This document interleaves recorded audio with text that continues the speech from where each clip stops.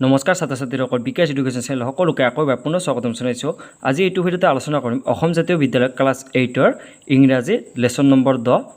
মাই ৰামায়ণা ডেছ। ইয়াৰ আজি প্ৰশ্ন উত্তৰখিনি আলোচনা কৰিম। তেনেহ'লে ভিডিঅ'টো স্কিপ নকৰাকৈ শেষলৈকে চাই থাকক।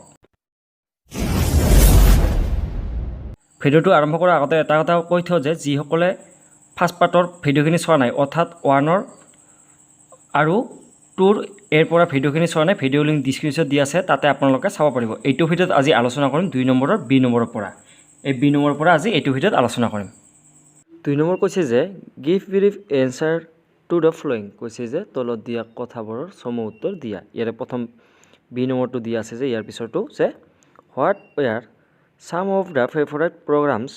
অফ দ্য এথৰ, কৈছে যে লেখকৰ প্ৰিয় কিছুমান অনুষ্ঠান কি কি আছিল। ইয়াৰ এনচাৰটো লিখিব লাগিব অৰ্থাৎ উত্তৰটো যে the favourite programmes of the author Chitrahaar every Wednesday and Friday night then Rangoli on every Sunday morning Pingu the cartoon show' without any dialogues Captain Vyom the sci-fi serial Jungle Book on every Sunday and yes the Ramayan and later the Mahabharat, কৈছে যে প্ৰতি বুধবাৰ আৰু শুক্ৰবাৰে লেখক চিত্ৰহাৰৰ প্ৰিয় অনুষ্ঠান ৰাতি, তাৰ পিছত প্ৰতি দেওবাৰে পুৱা ৰঙালী পিংগু কোনো সংলাপ নোহোৱাকৈ কাৰ্টুন শ্ব' কেপ্টেইন ফৰ্ম বিজ্ঞান কল্পকাহিনী ধাৰাবাহিক জংগল প্ৰতি বুধবাৰে বুকিং কৰক আৰু হয় ৰামায়ণ আৰু পিছলৈ মহাভাৰত, এনেকৈ বাইখিনি লিখিলে হৈ যাব। তাৰপিছত চি নম্বৰটো কৈছে যে ইয়াৰ পিছৰ প্ৰশ্নটো, তাৰপিছত চি নম্বৰটো কৈছে যে what was needed to watch the channel DD2, কৈছে যে চেনেল DD2 চাবলৈ কি প্ৰয়োজন আছিল। ইয়াৰ এনচাৰটো লিখিব লাগিব এনেকৈ যে for that we needed a smaller antenna specially decision for getting the signal of that channel one small white box type thing that we called booster at that time was also needed, কৈছে যে তাৰ বাবে আমাক সেই চেনেলটোৰ signal পোৱাৰ বাবে বিশেষভাৱে ডিজাইন কৰা এটা সৰু এণ্টেনাৰ প্ৰয়োজন আছিল। এটা সৰু বগা বক্স টাইপৰ বস্তু যিটো আমি মাতিছিলোঁ, সেই সময়ত বুষ্টাৰৰ প্ৰয়োজন আছিল, এনেকৈ বা এইখিনি লিখিলে হৈ যাব। তাৰপিছত ডি নম্বৰ প্ৰশ্নটো কৈছে যাৰ পিছৰটো what was the problem that the এথৰ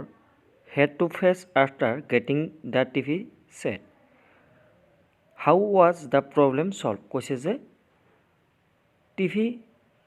চোৱাৰ পৰা পিছত লেখকে কি সমস্যাৰ সন্মুখীন হ'বলগীয়া হৈছিল, সমস্যাটো কেনেকৈ সমাধান হ'ল। ইয়াৰ এনচাৰটো লিখিব লাগিব এনেকৈ যে the problem that the author had to face after getting the TV set the electricity was not regular in those days and moreover we had a problem of voltage fluctuation sometimes watching TV was quite impossible as the voltage was so low that the filament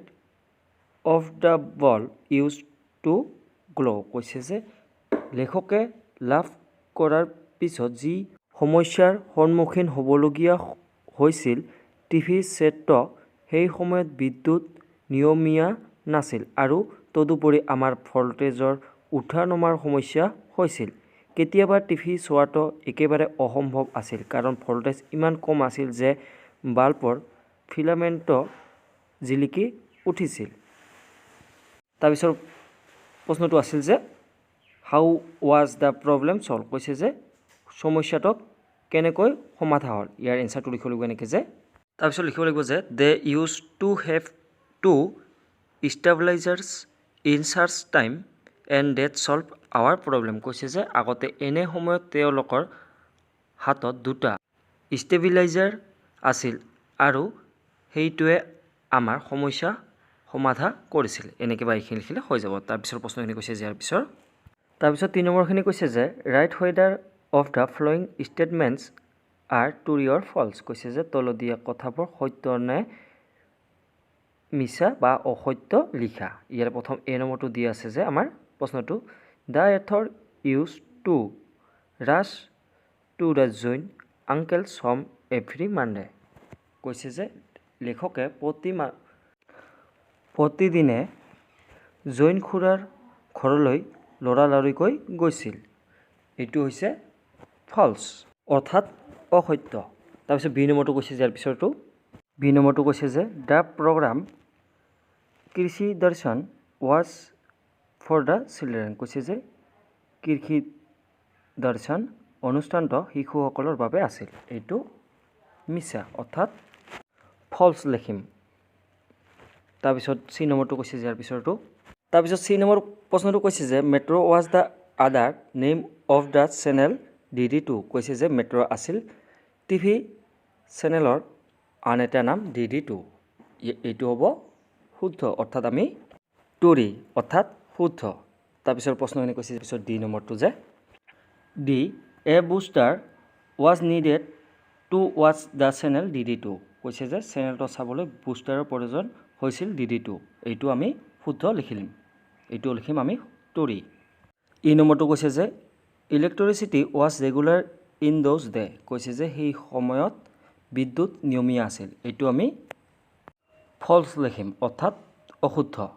তাৰপিছত F number প্ৰশ্নটো কৈছে যাৰ পিছৰটো if some TV set had শুটাৰ্ছ